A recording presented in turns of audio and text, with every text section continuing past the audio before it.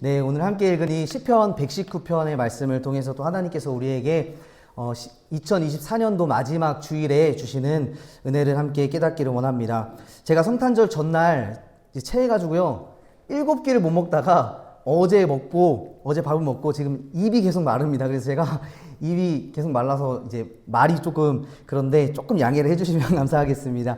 이 시편 119편의 말씀은요, 학자들이 뭐라고 얘기하냐면 말씀 시편이다라고 이야기를 합니다. 또 율법 시편이다라고 이야기를 하고요.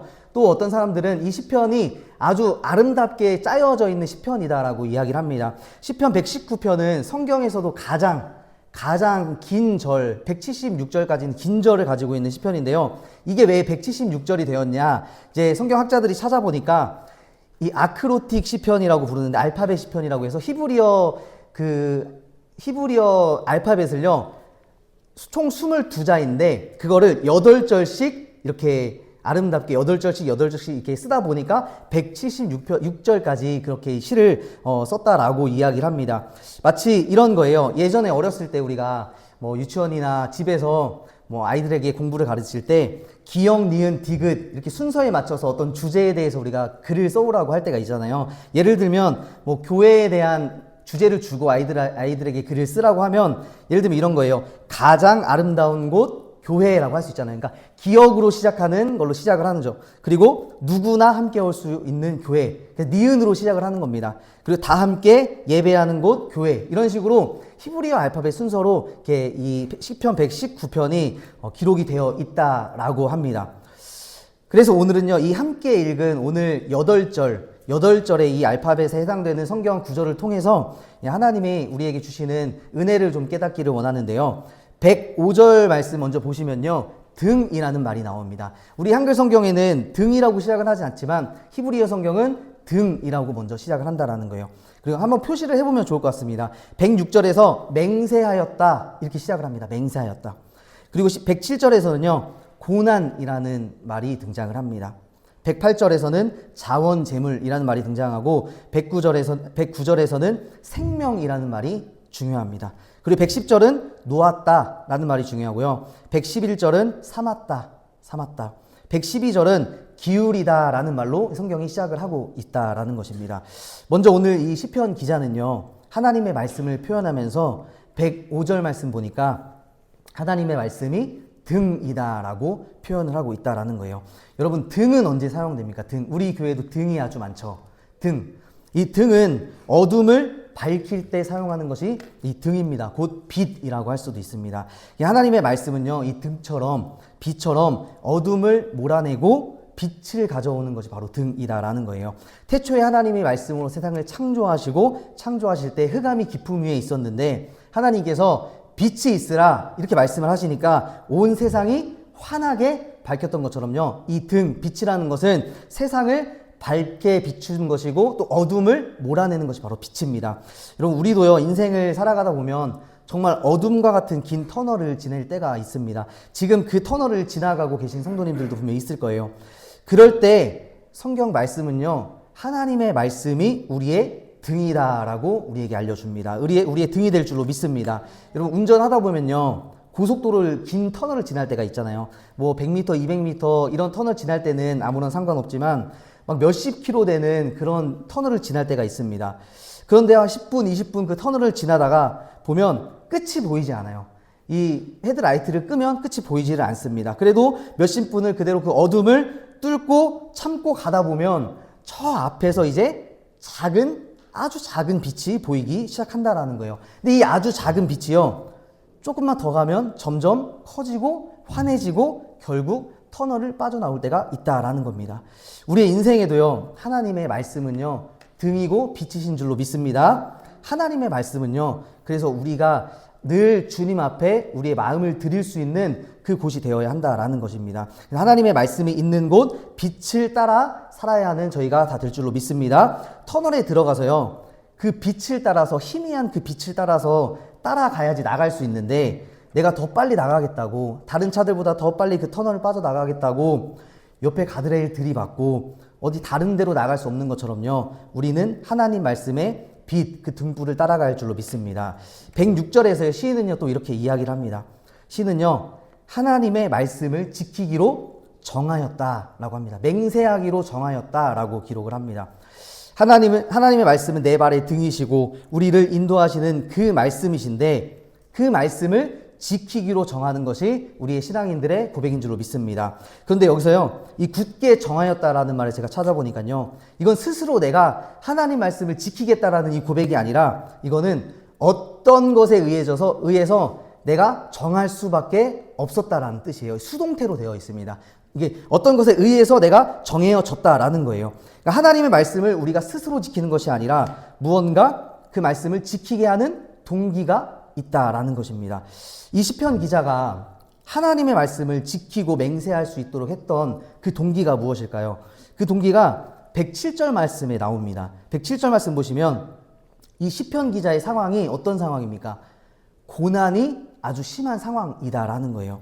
그러니까 외부로부터 어떤 것으로부터 당하는 고난인데 이 고난, 고통을 통해서 이 억눌림, 이 괴롭힘 등을 통해서 하나님의 말씀을 지킬 수 있도록 우리가 정할 수 있도록 방편이 고난이다라는 거예요. 그래서 이 시편 기자는요, 고난이 매우 심해서 하나님의 말씀만, 여호와의 말씀만 지키기로, 인생의 등과 빛이 되시는 그 말씀만 따라가기로 결정했다라는 것이 시편 기자의 고백입니다.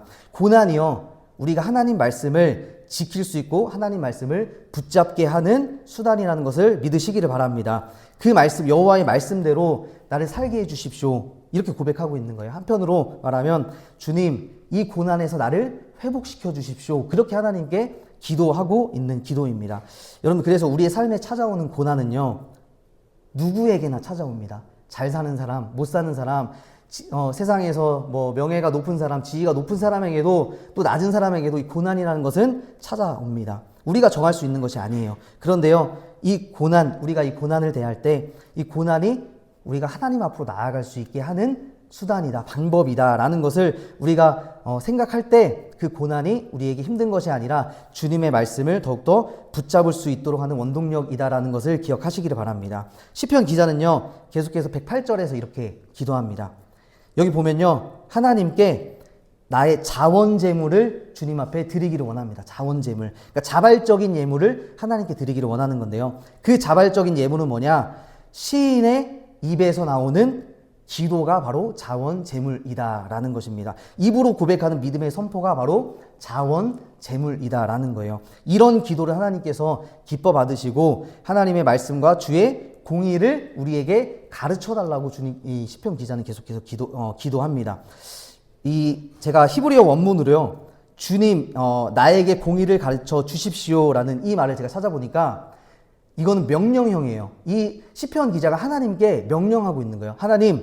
하나님께서 반드시 무슨 일이 있어도 나에게 공의를 가르쳐 주시고 말씀을 가르쳐 주셔야 합니다, 이렇게 하나님께 명령하고 있다라는 거예요. 그래서 우리가 이 시편 기자의 고백을 통해서도 우리가 한 가지 깨달을 수 있는 것은 우리가 하나님께 기도할 때 하나님께 명령하듯이 그렇게 기도할 수 있어야 한다라는 것입니다. 우리 하임이가요, 좀 크니까 이제 저한테 계속 명령을 합니다. 명령.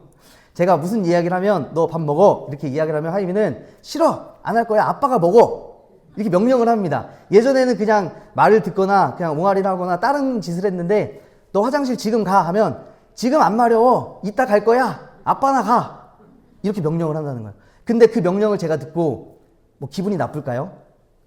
기분 나쁘지 않습니다.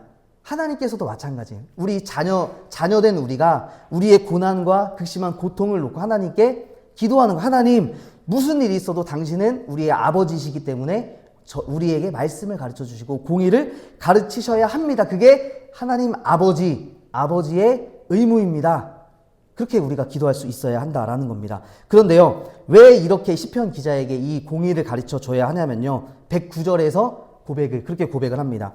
이 공의를 가르쳐야 하는 이유는요, 곧 나의 생명, 이 시편 기자의 생명이 늘 위기에 처해 있기 때문입니다. 위험에 처해 있기 때문이다라고 이야기를 합니다. 이 위험, 여러분, 위험에 처해 있을 때, 위험한 상황에 있을 때 우리가 늘 하나님의 말씀, 하나님의 공의의 말씀을 잊지 않아야 하기 때문에 우리가 하나님께 그렇게 명령할 수 있다는 거예요. 우리가 위험할 때, 고난이 왔을 때 하나님의 법을 우리에게 주님이 가르쳐 주시지 않으면 우리가 그 고난을 돌파할 수 없습니다. 그래서 이렇게 고백을 하고 있는 겁니다. 그래서 여러분, 우리 안에요, 말씀이 있어야지 위기를 극복할 수 있을 줄로 믿습니다. 고난이 왔을 때 여러분 안에, 내 안에 말씀이 있어야 됩니다. 우리가 말씀을 많이 알고 있는 것이 무기입니다. 무기. 우리 말씀을 누구에게 자랑하려고 말씀 외우지 않지 않습니까? 말씀을 우리가 평소에 많이 읽고 많이 외우고 있으면 어떤 고난의 상황이 닥쳐왔을 때 그 말씀이 우리 안에서 떠오르는 거예요. 그럼 그 말씀을 통해서 우리가 그 상황을 견딜 수 있고 헤쳐나갈 수 있게 된다라는 것입니다. 그래서 여러분들 말씀을 많이 암송하시기를 바랍니다. 평소에도 총알을 많이 차야 돼요. 뉴스 보면 알잖아요. 뉴스에 총알을 실탄을 가지고 갔느냐, 아니냐, 여러 가지 그런 뉴스들이 있는데 우리가 차야 될 실탄, 우리가 세상 전쟁 가운데 살아가야 할 실탄은 바로 하나님의 말씀인 줄로 믿습니다. 110절 말씀. 근데 이 위기, 이 고난은요, 이 위험 상황은 누가 이런 위험 상황을 줬냐면요, 스스로 우리가 고난 가운데 찾아가는 것이 아니라 악인들이 우리에게 놓은 올무다라고 이야기를 합니다. 외부로부터 어떤 사람들, 어떤 상황으로부터 우리를 안 좋게 하기 위해서 누군가 덫을 놨다라는 거예요. 이렇게 어려운 상황이지만 111절 말씀 보시면 이 시편 기자는요, 하나님의 증거, 하나님의 말씀으로 영원한 기업을 삼았다라고 고백을 합니다. 그리고 마음이 즐거워한다라고 고백을 하고 있어요. 고난의 상황이 바뀌지 않았지만 하나님의 말씀을 내가 증거 삼았고 총알로 말씀으로 삼았으니 내가 즐거워한다라고 고백을 한다라는 것이에요. 그리고 마지막 112절에서요, 이렇게 고백을 합니다. 우리 112절 말씀은 우리가 같이 한번 읽어보도록 하겠습니다. 우리 112절 말씀 우리 함께 읽도록 하겠습니다. 112절입니다. 시작. 내가 주의 율례들을 영원히 행하려고 내 마음을 기울였나이다. 아멘. 내가 평생에 하나님의 율례들을 행하려고 내 마음을 하나님의 말씀 앞에 뻗었다라는 거예요. 뻗었다. 이 나무가 뿌리를 내리고 땅에 깊이 뻗고 뿌리를 내렸을 때 건강하게 자라는 것처럼 우리가 하나님의 말씀 앞에 깊이 뿌리 내리고 기울였다라고 하면서 이 기도를 마치고 있습니다. 사랑하는 여러분, 오늘의 이 본문의 기도는요, 우리의 기도, 우리 그리스도인들의 기도인 줄로 믿습니다. 마치 우리의 인생의 앞을 보았을 때 마치 정말 앞이 보이지 않고 안개가 뿌옇게 낀 것처럼 잘 보이지 않을 때가 너무나 많이 있습니다. 제가 1시간 뒤에 어떻게 될지도 모르고 여러분들이 1시간 뒤에 무슨 일이 일어날지도 모르는 것이 우리의 인생이잖아요. 그런 우리의 인생에 하나님의 말씀은 우리의 길의 등이시고 빛이신 줄로 믿습니다. 제가 2025년도에요, 1월 달에 페이스북에 쓴 글이 있는데요. 설교 준비하면서 한번 찾아봤습니다. 이날이 어떤 날이었냐면요, 제가 신대원에 합격했던 날이에요. 벌써 거의 10년이 지났는데 그때 정말 어렵게 제 기준에서 정말 어렵게 일하면서 또 공부하면서 하나님과 또 외부로부터 오는 그런 고난 가운데 정말 인내하면서 4년이라는 시간을 보냈습니다. 그때 제가 그 고난을 통과하고 신대원의 합격 통지서를 받은 날 하나님 이런 기도를 시켰어요. 하나님, 지난 4년간 칠흑 같은 어두운 터널을 지날 수 있던 것은 빛 되신 주님께서 항상 알맞은 거리만큼 앞서가 주셔서 그 빛이 희미하게나마 보이게 해주셨기 때문입니다.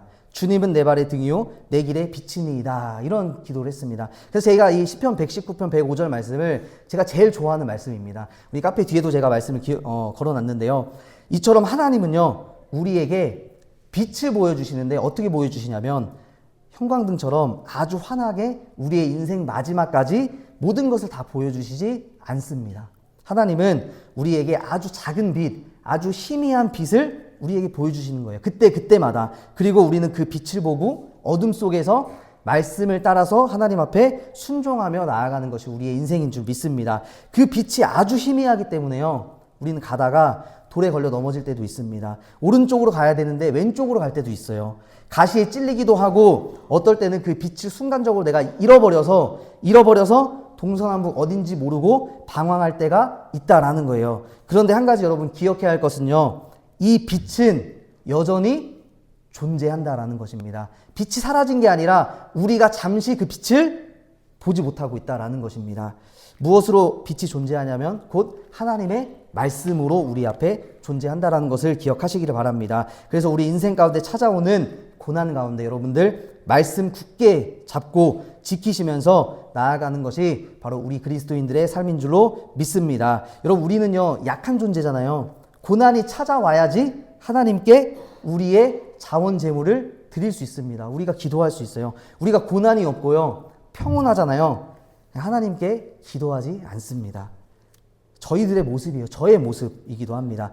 우리의 생명, 나의 생명이 늘 위기에 처해 있다고 생각해야 하나님께 기도하는 것이 우리의 모습입니다. 그럴 때 하나님의 증거들로 말미암아, 하나님의 말씀으로 말미암아 내 마음이 기쁘고 즐겁게 된다라는 것을 우리가 늘 기억하시는 여러분들 다 되시길 축복합니다. 그래서 우리가 우리의 기도로 말미암아, 우리의 자원 제물로 말미암아 나의 기도가 우리의 이웃들에게, 또 우리의 옆에 계신 성도님들에게, 우리의 자녀들에게도 이 시편 119편을 읽고 우리가 힘을 냈고 우리에게 위로가 됐던 것처럼 여러분들의 기도가 여러분들의 자녀에게 위로가 되고 여러분들의 기도가 우리 옆에 있는 이웃들 성도님들에게 위로가 되시는 그 하나님의 말씀이 되시기를 바라시고 2024년 마지막 한 주 또 그렇게 살아가시는 여러분들 다 되시길 주님의 이름으로 축복합니다. 함께 기도하겠습니다.